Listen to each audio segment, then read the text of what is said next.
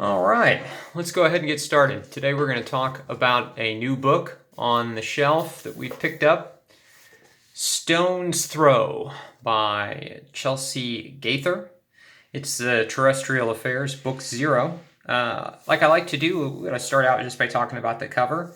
It's colorful as hell. It took me a few seconds to kind of figure out what I was looking at here. It looked, of course, like a stone or potentially like some sort of a vial. I've got this sort of flower design inside of it.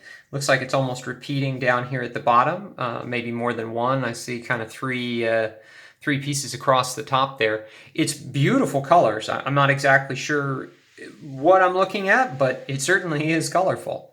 Let's go ahead and dig into the blurb on the back cover. All right.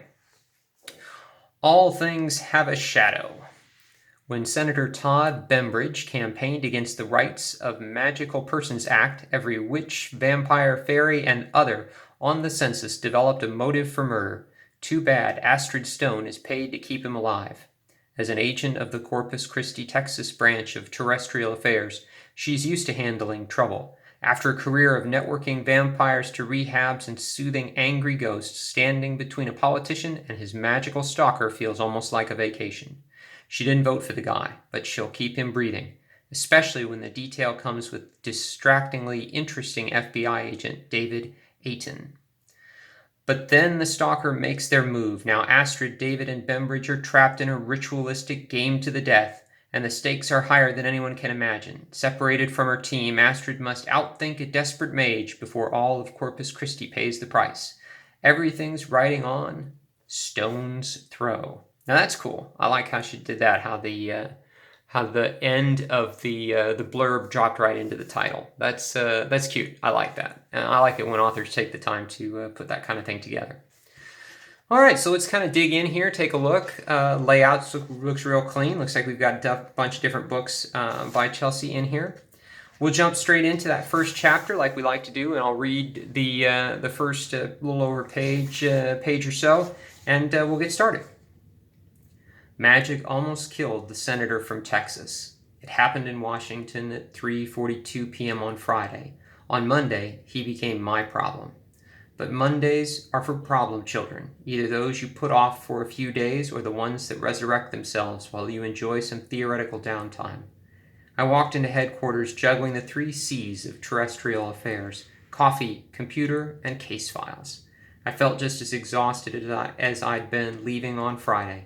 It hadn't been much of a weekend.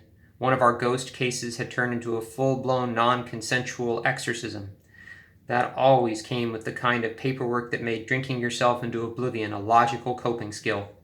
Consensual exorcisms are relatively easy. You get consent from all parties, living and not, sign a couple of extra billing forms, locate a good therapist, and dial up the first available spirit worker once the shrink says go. But non-cons are ugly, dangerous, and expensive, and this one had been no exception. We'd had to get an emergency certification that the victim, in this case a 15-year-old girl, was actually possessed. Given her age, we needed a specialized child advocate and a couple members of CPS to witness, plus an ambulance, paramedics, and monitors. And most spirit workers don't do non-cons because of how violent they can be, so finding an officiant was a problem. The honest-to-God retired Catholic priest we'd finally dragged out of bed had been very grumpy, and he charged an eye-watering amount of money per hour. It could have been worse. At least this time the resident ghost was the non-consenting party. It was the host who was clinging to the dead soul with all her might, poor kid. But the paperwork made it truly god-awful because all services get charged to us, Terrestrial Affairs, and my job was to make sure we got reimbursed for everything. Twisting grant guidelines and client health insurance coverage into pretzels had become a survival skill.